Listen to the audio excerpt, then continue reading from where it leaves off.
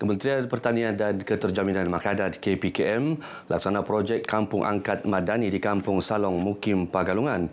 Ia memberi fokus kepada usaha memperkasa pembangunan holistik masyarakat setempat. Timbalan Menteri Pertanian dan Keterjaminan Makanan Datuk Arthur Joseph Kurup berkata, ia juga bertujuan meningkatkan kualiti dan pertumbuhan sosioekonomi sekaligus merapatkan jurang pembangunan infrastruktur di kawasan pedalaman. Menerusi peruntukan RM2.5 juta, 3 projek infrastruktur dibangunkan di kampung tersebut. Ia melibatkan pembinaan pusat jualan dan jeti nelayan, gerai agrobazar serta jambatan gantung konkrit bagi menggantikan jambatan sedia ada. Datuk Arthur menyatakan demikian ketika melawat Kampung Angkat Madani KPKM di Kampung Salong Mukim Pagalungan. Beliau yang juga ahli Parlimen Pensiangan berkata, pihaknya sedia bekerjasama dengan pelbagai agensi bagi memastikan keberkesanan pelaksanaan projek Kampung Angkat dengan melakukan pemantauan berterusan. Sementara itu, hampir 300 penduduk di Kampung Pituru Laut, Kota Belud bakal menikmati kemudahan asas lebih selesa apabila projek Kampung Angkat Madani siap sepenuhnya. Antara infrastruktur yang dibina termasuklah jeti, tembok penghadang ombak, Dewan Serbaguna, stor peralatan dan pembekalan serta naik taraf jalan raya. Timbalan Ketua Setiausaha Kanan Jabatan Perdana Menteri JPM Datuk Abdul Syukur Mahmud berkata, kesemua projek dilaksana dengan peruntukan RM2.5 juta. Turut dilaksana pemasangan telaga tiub yang dibiayai Agensi Pengurusan Bencana Negara NADMA. Selepas kampung ini diserahkan, memastikanlah supaya kita tak terputus, insyaAllah. Apa yang dicadangkan, kami akan teliti semula. Sekiranya ada peruntukan bersesuaian dan mencukupi, kami akan melihatlah tentang lain peruntukan kemudahan yang lain. Datuk Abdul Syukur bercakap kepada RTM selepas majlis penyerahan projek Siap Kampung Angkat Madani di Kampung Pituru Laut. Pelaksanaan program pembangunan di bawah projek Kampung Angkat Madani ini diharap dapat diteruskan pada masa akan datang. Kita akan sentiasa memberi kerjasama kepada kerajaan persekutuan untuk membolehkan ataupun meningkatkan sosioekonomi penduduk ini. Saya minta pembangunan ini akan diteruskan dari masa ke semasa dan masa akan datanglah. Tidak kira apa saja demi untuk ekonomi orang kampung. Dewan Perniagaan dan Industri Sabah DPIS komited meluaskan pasaran produk Sabah ke peringkat serantau. Ini dilaksana menerusi kerjasama strategik bersama rakan niaga dari Brunei Darussalam. Menurut Menteri Pembangunan Perindustrian dan Keusahawanan Datuk Pung Jinze, pendekatan proaktif DPIS ini secara tidak langsung menjadi pemangkin kepada pertumbuhan ekonomi usahawan industri kecil dan sederhana IKS di Sabah. Beliau berucap merasmikan Karnival Heboh Raya anjuran DPIS. Teksnya disampaikan Setiausaha Akhbar Perhubungan Awam Amos Ten Seting. Lebih 30 gerai yang menawarkan pelbagai produk jualan menyertai karnival ini. Eastern Sabah Security Command ESCOM memanfaatkan penggunaan teknologi kecerdasan buatan AI bagi memperkukuh pemantauan keselamatan di pantai timur Sabah. Teknologi AI turut digunakan dalam pemantauan beberapa kawasan strategik untuk mengawal jenayah rentas sempadan. Menurut Ketua Pegawai Eksekutif ESCOM, Datuk Dr. Jamaluddin Muhammad Ali, penggunaan teknologi ini juga membolehkan penempatan anggota keselamatan dilakukan dengan lebih efektif, terutama di lokasi-lokasi memerlukan. Ia sekaligus menjadikan operasi keselamatan di pantai timur Sabah lebih cekap sejajar usaha Kementerian Dalam Negeri KDN untuk memperkasa kawalan sempadan negara menerusi teknologi pintar.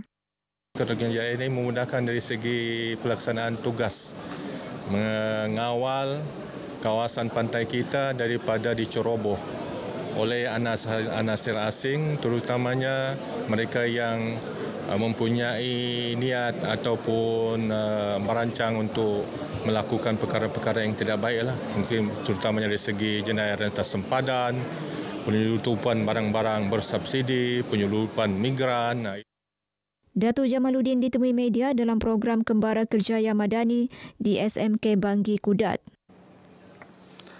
Projek penggantian paip kampung Tinusa 2 Sandakan dijangka siap sepenuhnya pada tahun 2027. Kerja-kerja di bawah seliaan Jabatan Air Negeri Sabah itu giat dilaksana sejak 14 April lalu. Menurut Ketua Bahagian Gagasan Rakyat Sungai Sibuga, Datuk Armisha Yaakob, pelaksanaan projek itu bukti komitmen kerajaan dalam memastikan rakyat kawasan berkenaan mendapat bekalan air bersih. Dengan adanya air bersih ini, dapatlah masyarakat di kawasan ini menikmati air bersih dan juga dapat menjalani kehidupan yang baik untuk masyarakat di kawasan Tinusa 2 ini. Datuk Armisha ditemui RTM selepas meninjau projek berkenaan di Kampung Tinusa 2 Batu 7 Sandakan. Terima kasih dan syukur kepada Yang Amat Berhormat Ketua Menteri Sabah, Datuk Seri Panglima Haji J. Haji Noor atas keprihatinan membekalkan projek penggantian paip di Kampung Tinusa 2. Merasa bersyukur sekali karena adanya perancangan pergantian paip air.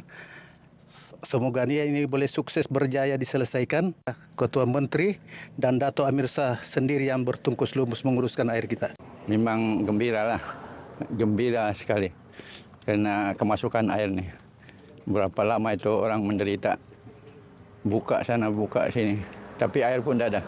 Ya, alhamdulillah. Ya, beri satu kesan yang baiklah untuk orang-orang kampung. Dengan keadaan air sekarang ni memang teruklah sudah sekian lama lah. Syukurlah. Kampung Tinusa 2 mempunyai hampir 7,000 penduduk dengan jumlah rumah lebih 2,000 buah. Isu pemilikan tanah bagi projek pembinaan Pusat Pemulihan Penagihan Narkotik PUSPEN dan Pusat Tahanan Reman di Batu 36 Tawau berjaya diselesaikan. Bagaimanapun, pelaksanaan projek masih dalam peringkat awal.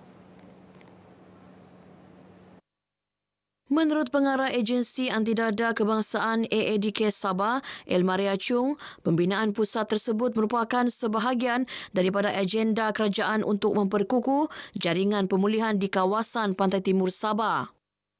Proses peralihan tanah dan sebagainya telah selesai dan telah diwartakan dan di peringkat pada sekarang ini ianya masih di peringkat perancangan untuk kerja-kerja awalan projek. Elmaria memberitahu sidang media sempena program kem motivasi kepulihan dan biopsikososial dan spiritual. Sementara itu, Ahli Parlimen Tawau Datuk Loh Su Fui menyokong penuh pembinaan pusat berkenaan yang memberi manfaat besar kepada kawasan yang dikenal pasti sebagai antara lokasi berdepan isu penagihan dada serius. Penubuhan ini pusat pemulihan ADK Tawau merupakan satu pusat pemulihan dada di Pantai Timur kerana dia banyak itu ini klien daripada Pantai Timur. 8.5 juta ringgit diperuntukkan untuk membina pusat tersebut di kawasan seluas 12 hektar di Batu 36 Tawau. Apabila siap kelak, pusat berkenaan dapat menempatkan 400 klien lelaki dan wanita pada satu masa. Aktiviti sukan mampu memperkukuh hubungan silaturahim dan perpaduan dalam kalangan masyarakat. Justru Ketua Pengarah Jabatan Tenaga Manusia Datuk Rospiagus Taha berhasrat menggabungkan seluruh institusi pendidikan dan latihan teknikal dan vokasional TVET dalam penganjuran sukan masa akan datang. Katanya usaha seumpama secara tidak langsung akan mewujudkan sebuah rangkaian kerjasama yang lebih harmoni antara institusi TVET. Kita sedang mengkaji kaedah-kaedah yang boleh kita laksanakan termasuklah secara kreatif, mungkin dalam zoning yang melibatkan lebih ramai institusi-institusi yang lain di sekitar Borneo ini. Bukan saja di peringkat ILJTM tapi juga di kolej-kolej TVET yang lain kita dapat gabungkan sekali supaya kita dapat ramaikan lagi dan dapat jalinkan networking yang lebih besar. Beliau ditemui pemberita selepas penutupan program kecemerlangan kokurikulum Sukan ILTJM Wilayah Timur kali ke-11 di EdTech JTM Kampus Sandakan. Lebih 500 peserta mewakili 7 kontingen menyertai kejohanan tersebut. Baik saudara, sekian paparan Berita Pagi Sabah kali ini. Menyusul selepas ini Berita Pagi Sarawak bersama Lydia Yusrina di Kuching. Dari sungai hingga segara, Palestin pasti merdeka.